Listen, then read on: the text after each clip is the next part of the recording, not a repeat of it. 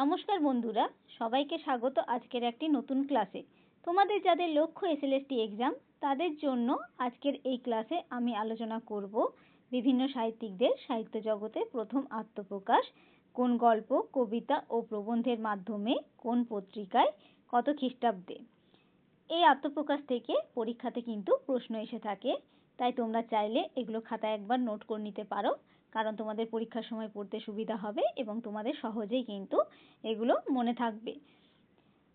চলো তাহলে আজকের ক্লাসটি শুরু করা যাক। প্রথমেই আলোচনা করব বঙ্কিমচন্দ্র চট্টোপাধ্যায়কে নিয়ে।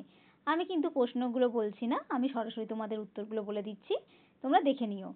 বঙ্কিমচন্দ্র চট্টোপাধ্যায়ের সাহিত্য জগতে প্রথম আত্মপ্রকাশ ঘটে পদ্ম নামক কবিতার মধ্য দিয়ে সংবাদ প্রভাকর পত্রিকায় 1852 খ্রিস্টাব্দে।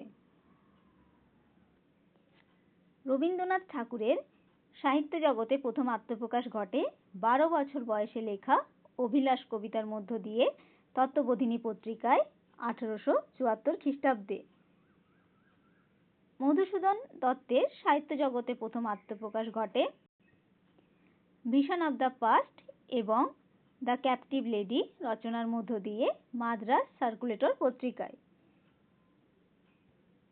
দীনবন্ধু মিত্রের সাহিত্য জগতে প্রথম আত্মপ্রকাশ ঘটে মানবচরিত কবিতার মধ্য দিয়ে সংবাদ সাধুরঞ্জন পত্রিকায়।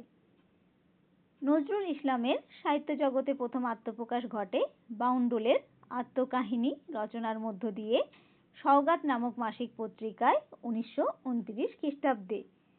জীবনানন্দ দাশের সাহিত্য জগতে প্রথম আত্মপ্রকাশ ঘটে বর্ষ আবাহন কবিতার মধ্য দিয়ে ব্রহ্মবাদী পত্রিকায় 1919 খ্রিস্টাব্দে। তারাশঙ্কর বন্দ্যোপাধ্যায়ের সাহিত্য জগতে প্রথম আত্মপ্রকাশ ঘটে রসকলি ছোট গল্পের মধ্য দিয়ে কল্লোল পত্রিকায় 1928 খ্রিস্টাব্দে। মানিক বন্দ্যোপাধ্যায়ের সাহিত্য জগতে প্রথম আত্মপ্রকাশ ঘটে অতসী মামি ছোট গল্পের মধ্য দিয়ে বিচিত্রা পত্রিকায় 1928 খ্রিস্টাব্দে। বিভূতিভূষণ বন্দ্যোপাধ্যায়ের সাহিত্য জগতে প্রথম আত্মপ্রকাশ ঘটে উপেক্ষিতা গল্পের মধ্য দিয়ে প্রবাসী পত্রিকায় 1922 খ্রিস্টাব্দে। আশাপূর্ণা দেবীর সাহিত্য জগতে প্রথম আত্মপ্রকাশ ঘটে বাইরের ডাক কবিতার মধ্য দিয়ে শিশুসাথী পত্রিকায় 1922 খ্রিস্টাব্দে। মহাশ্বেতা দেবীর সাহিত্য জগতে প্রথম আত্মপ্রকাশ ঘটে রবীন্দ্রনাথের ছেলেবেলা নামক রচনার মধ্য দিয়ে রংমশাল পত্রিকায় 1939 খ্রিস্টাব্দে। লীলা মজুমদারের সাহিত্য জগতে প্রথম আত্মপ্রকাশ ঘটে লক্ষ্মী ছাড়া, প্রথমে নাম ছিল লক্ষ্মী ছাড়া, পরবর্তীকালে নাম পরিবর্তন করে হয় লক্ষ্মী ছেলে গল্পের মাধ্যমে সন্দেশ পত্রিকায় 1922 খ্রিস্টাব্দে।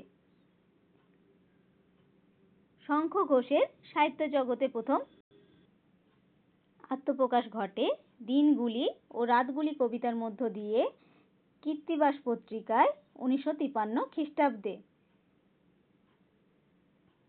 শক্তি চট্টোপাধ্যায়ের সাহিত্য জগতে প্রথম আত্মপ্রকাশ ঘটে জম কবিতার মধ্য দিয়ে কবিতা পত্রিকায় 1956 খ্রিস্টাব্দে।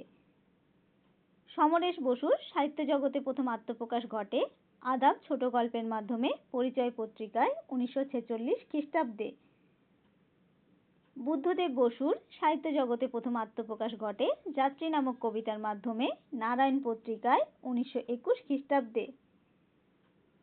বিষ্ণুদের সাহিত্য জগতে প্রথম আত্মপ্রকাশ ঘটে পুরাণের পুনর্জন্ম নামক রচনার মধ্য দিয়ে প্রগতি পত্রিকায় 1928 খ্রিস্টাব্দে।